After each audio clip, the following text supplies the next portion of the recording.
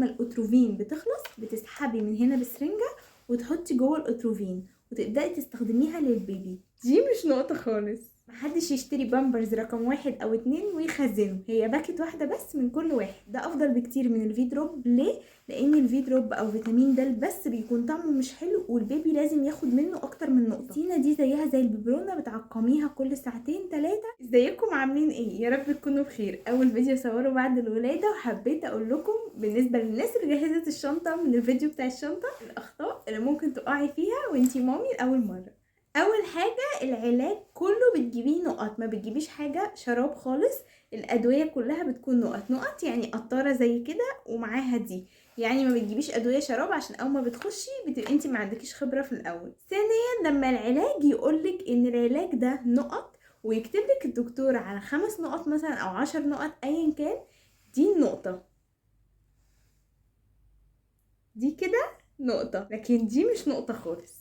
يبقى البخه اللي احنا بنعملها دي ان احنا نبخها في بق البيبي كده، او ما نيجي نملاها نقوم مالينها كده على اخرها، لا كده احنا هندي الجرعه غلط. يبقى النقطه هي دي النقطه. كده عرفنا الفرق ما بين النقطه وما بين النقطه. بالنسبه لادويه المغص، ادويه المغص دي في اللي هو ستاميسكون والدينتينوكس. الدينتينوكس طبعا قوي جدا، ولكن احنا بنبدا في الاول بده عشان بيكون اضعف. تديهم له بالتبادل، تقدري تديهم له كل 4 ساعات، وطبعا تقدري تستشيري الدكتور. بس الدينتينوكس افضل بكتير وبصراحه بيريح بطن البيبي وبينام بقى كده على طول. ولكن كمان تقدري تبدلي ما بينهم، تقدري تدي ده وبعد 4 ساعات او 6 ساعات تدي ده. كمان اخطاء كلنا بنقع فيها ان انتي في البدايه ممكن تبقي مش مركزه فتفتحي البامبرز كده وتلبسيه للبيبي على طول. لكن الصح المفروض ان انا قبل ما اغير له اساسا افتح البامبرز كله، وافتح الحته دي، الحته اللي في الجنب دي افتحها كده واشدها على الاخر بحيث انها تتفتح وتتفصلوا الاتنين دول عن بعض وتتمط كده. لو ما عملتش كده البامبرز غالبا يا اما هيسرب يا اما بقى هيبقى مش مظبوط على البيبي وهيبقى متضايق. يبقى قبل اساسا ما اغير له اجهز البامبرز يكون مفتوح كده وكل حاجه فيه مفتوحه عشان خاطر يبقى على اللبس على طول. كريمات التغيير دي مش رفاهيه خالص. الكريمات دي لازم تحطيها في كل مره بتغيري، مش لازم استنى لما يجيله التهابات. لا احنا مش هنستنى الالتهابات، مش هنجيب الالتهابات ونيجي بيها، احنا هنلحقها قبل ما تيجي اساسا. يبقى انا بقى خلاص ما عنديش مقدره او مش هقدر ان انا كل مره احط وانا بغير كريم فمش هلاحق كريمات. تقدري تستخدمي البيبي اويل في كل غيار طالما ما فيش التهابات تستخدميها، لكن لو جه التهابات لازم طبعا تستخدمي الكريمات. حاجة كمان، باكت البامبرز اللي هتشتريها مقاس 1 ومقاس 2 مش هتحتاجي منها غير باكت واحدة بس. يعني مقاس 1 هتجيبي الباكت اللي هي 60 قطعة او 58 هتستخدميها مرة ومش هتجيبي مقاس 1 تاني خلاص. حتى لو لسه مقاسه هتجيبي رقم 2 لانه هيبدأ يسرب معاه وهيبقى مش مريح بالنسبة له. ورقم 2 كمان هتستخدمي باكت واحدة بس من الباكت اللي هي الكبيرة، وبعد كده هتنقلي على رقم 3 على طول. وعلى فكرة وزن البيبي هيكون موجود في ال3 مقاسات، يعني من اول مقاس 1 وهو وزن البيبي موجود وكل حاجة. مش شرط يبقى زاد جدا في الوزن، ولكن التويلت بيكون زاد وكمان بيبدأ البامبرز يسرب، فاحنا بنلحق نفسنا. فمحدش فيكم يشتري رقم 1 أو 2 ويخزنه. الوايبس احنا هنجيبه طبعا بس مش هنعتمد عليه خالص، ده هنستخدمه في الظروف وفي الطوارئ. محدش يعتمد عليه عشان الامهات الجديدة كتير جدا بيعتمدوا عليه، وفي كمان بيجيبوا انواع اغلى ويقولوا لك ده بالميه ده مش عارف ايه. كلها لو استمرتي عليها اكتر من 10 12 غيار فبيبدا يحصل التهابات. فانتي بتستخدميه مره واحده في اليوم، مثلا لو استخدمتيه بالليل والبيبي نايم او لو انتي نايمه او عموما للطوارئ. لكن بعد عدد معين من الغيارات البيبي بيجيله التهابات حتى لو اغلى انواع الوايبس. اول فتره من حياه البيبي بتغيري الحفاضه تقريبا كل 4 ساعات، وعلى الشهر التاني بتغيريها كل 6 ساعات. الحموم مش رفاهية ومش عايزة يبقى ريحته جميلة. الحموم مهم جدا في اول فترة من حياة البيبي عشان خاطر يغير الجلد بتاعه والقشرة اللي في راسه تروح، لان بيكون عندهم قشرة في راسهم وكمان جلد ميت بيكون اول طبقة كده. بتحتاجي ان انتي تحميه باستمرار كل يوم او كل يومين عشان خاطر تتخلصي من الطبقات دي كلها. هنيجي بقى لانفه، طول الوقت خنفرة خنفرة خنفرة. فاحنا عايزين نحل المشكلة دي حاجة طبيعية جدا في اول فترة، مش لازم يكون عنده برد بس يبقى عنده خنفرة على طول. فعشان تخلصي من الموضوع وهو ارخص حل ممكن، اول حاجة عندنا البخاخات دي. والبخاخات دي في منها انواع كتير وبصراحة سعرها غالي على ان انتي هتستخدمي منها كتير. فيفضل بلاش دي عشان خاطر التكلفة المادية. لو انتي معاكي مفيش مشكلة. عندك بقى اللي هي الاتروفين دي، سعرها طبعا قليل ولكن بتخلص بسرعة جدا، بسرعة البرق، بتغمضي كده وتفتحي تلاقيها خلصت. فبتعملي ايه؟ بتجيبي عادي الاتروفين وتجيبي ازازة محلول من دي. الازازة دي سعرها 15 او 20 جنيه وسرنجة.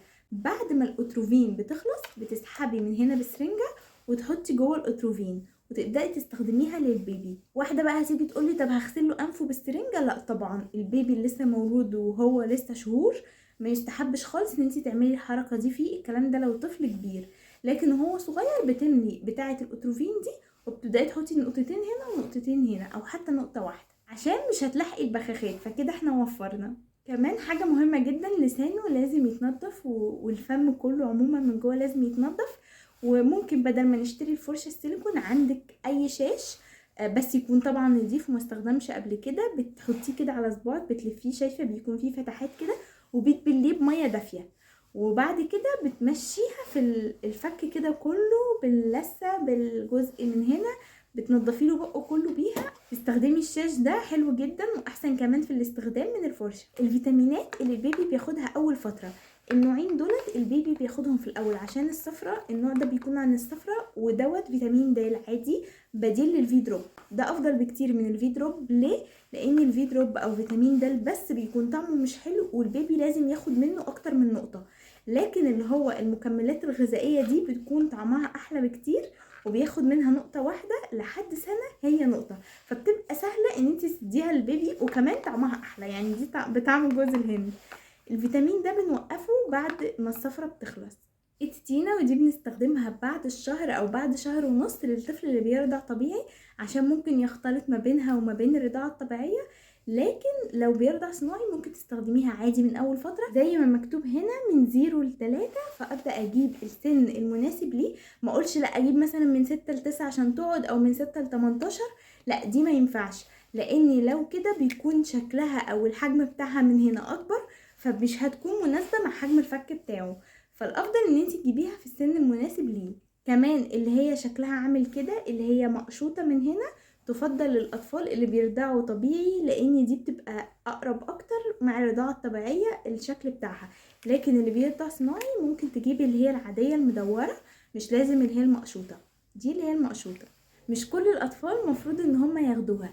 دي للاطفال اللي هم طول الوقت بيحطوا ايديهم كده في بقهم او طول الوقت زن زن زن زن، فنبدا نحطها في بقهم. والافضل ان هي بعد 6 شهور تقلليها وبعد السنه تمنعيها خالص عشان ما تاثرش على شكل الفك بتاع البيبي. خطأ تاني كلنا بنقع فيه وفاكرين ان هي طول النهار طالما ما وقعتش في الارض وطالما ما توسختش فهو البيبي ينفع يحطها في بقه في اي وقت. لا، التتينة دي زيها زي الببرونة، بتعقميها كل 2-3 لان كده بيكون فيها ميكروبات، لان الطفل بيبقى فيه في بقه بكتيريا نافعة، بس لما بتقعد كتير على التتينة بتعمل يعني بتتفاعل وبتبقى غلط عليه. فهي مفروض بالذات اول كام شهر لازم تعقميها كل 2-3 لانه كمان ممكن يقشط ويجي عليها القشط وممكن يجي عليها حاجات كتير. حتى لو انت شايفه ان هي ما وقعتش او ما جاتش على سطح مش نضيف لازم تعقميها كل 2-3 سواء البيبي بيرضع صناعي او بيرضع طبيعي. ولكن الطبيعي افضل طبعا. مفيش بيبي ينفع يشرب ميه خالص. الميه بندخلها مع الاكل بعد ال4 شهور، فما تغلطيش الغلطه دي عشان في ناس كتير جدا اهاليها بتقول لها ميه ويعملوا ببرونات وببرونات بيحطوا فيها عسل او يحطوا فيها سكر.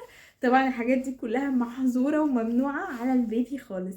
فدي اخطاء كلنا بنقع فيها. الجزء الاول لو عجبكم الفيديو ده ما تنسوش تكتبولي في الكومنتات، ولو عايزين اجزاء تانية اكتبولي وانا هعمل لكم. ما تنسوش اللايك والسبسكرايب وشير كتير جدا. وده كان فيديو خفيف كده بدأنا فيه مع بعض. يلا باي.